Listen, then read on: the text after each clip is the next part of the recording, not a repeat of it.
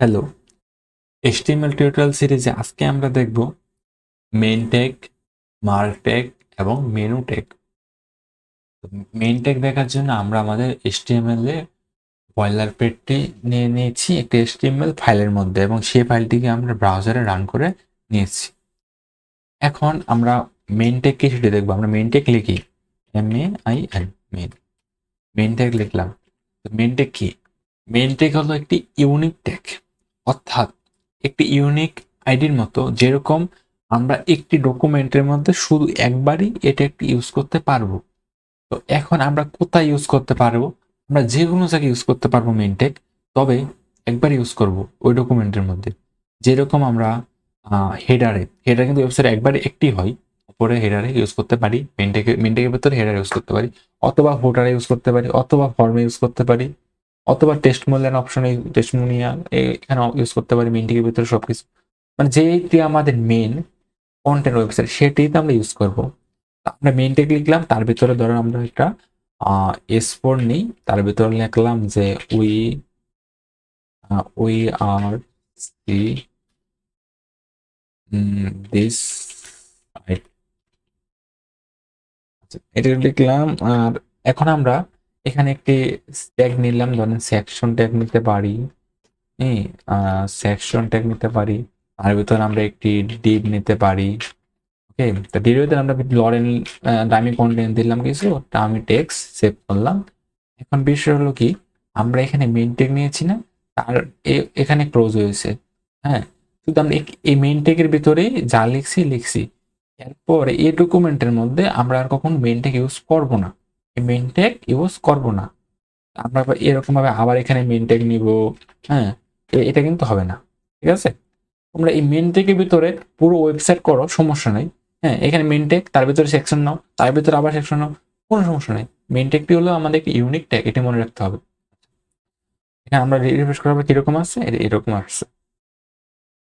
আচ্ছা, এখন আমরা দেখব মার্ক ট্যাগ কি। মার্ক মার্ক ট্যাগ বোঝার জন্য আমাদের এটি কাটতে হবে না, আমরা চাই যে এই এখান থেকে মার্ক হয়ে যাক।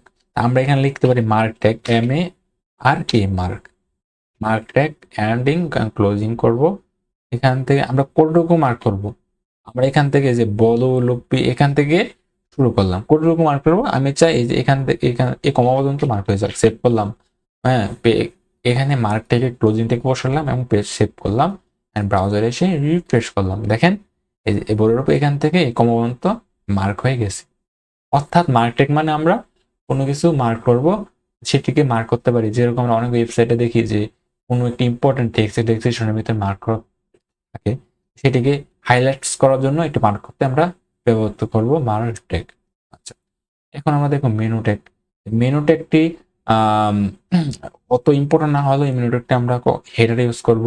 আমাদের মেনু বার, আমাদের যেরকম home, about, contact us, blog, gallery, এগুলোতে আমরা মেনু ট্যাগের ভিতরে লিখলে একটি ডিজাইন পাবো বা একটি স্টাইল হবে। দেখেন আমরা এটি কেটে দিই।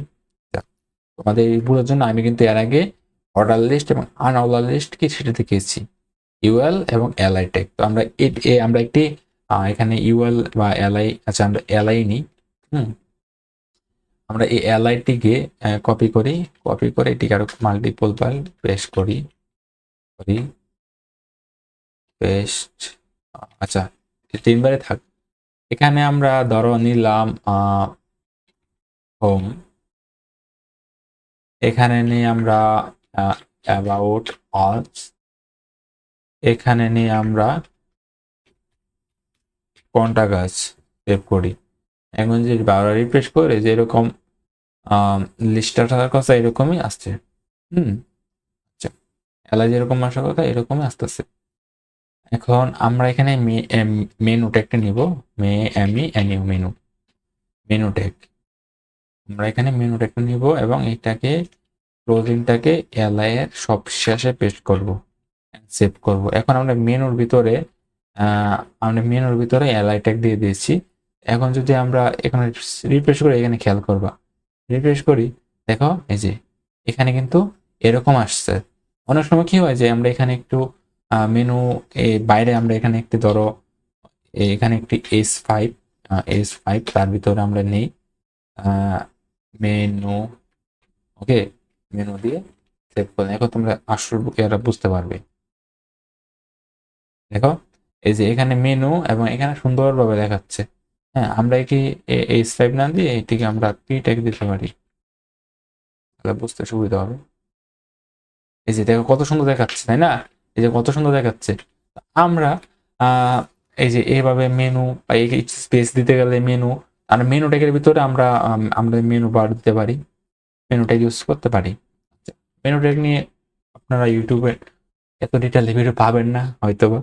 হ্যাঁ, আমার যেটুকু জানা। তো আই হোপ ভিডিওটা হেল্পফুল। যদি হেল্পফুল হয়ে থাকে চ্যানেলটা সাবস্ক্রাইব করে লাইক করে পাশে থাকবেন। আজকের মতো এটুকুই। Good bye.